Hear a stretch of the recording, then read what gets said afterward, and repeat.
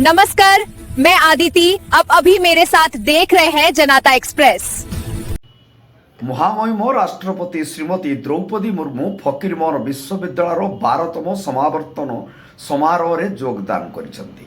फकीरमोहन विश्वविद्यालय बालेश्वर 12तम समावर्तन समारोह आज विश्वविद्यालय परिसर में महामहिम राष्ट्रपति श्रीमती द्रौपदी मुर्मू शुभ उपस्थित अत्यंत गंभीरता और गरिमा सह आयोजित होता। महामहिम राष्ट्रपति 12:10 फकीरमोहन विश्वविद्यालय भितरस्थ हेलीप्याड अवतरण करते ओडिशार महामहिम राज्यपाल एवं फकीरमोहन विश्वविद्यालय चांसेलर श्री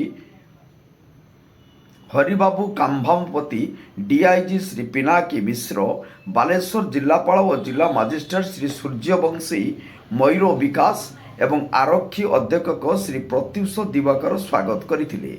महामहिम राष्ट्रपति विश्वविद्यालय सामने फकीरमोहन प्रतिमूर्ति ठारे पुष्पांजलि देला परे नूतन निर्मित ऑडिटोरियम उद्घाटन करने सहित पूर्वतन प्रधानमंत्री श्री अटल बिहारी वाजपेयी प्रतिमा को उन्मोचन करथिले। कुलपति प्रोफेसर संतोष कुमार त्रिपाठी, मान्यवर सांसद श्री प्रताप चंद्र षडंगी और अन्यान्य गण्यमान्य व्यक्तिवर्ग तांको स्वागत करथिले। समावर्तन अभिभाषण में महामहिम राष्ट्रपति फकीरमोहन सेनापति साहित्यिक अवदान और कन्या शिक्षा प्रचार में तांकर अग्रणी भूमिका को स्मरण करथिले।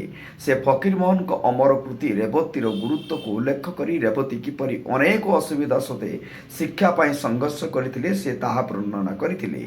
फकीरमोहन विश्वविद्यालय शिक्षा गवेषणा सामाजिक सेवा और समुदाय संलग्नतार उल्लेखन कार्य पाई से प्रशंसा करथिले। छात्र छात्री मानक नीति सत्यनिष्ठता और सामाजिक दायित्वबोध अतुट रखिबाकू आह्वान करथिले।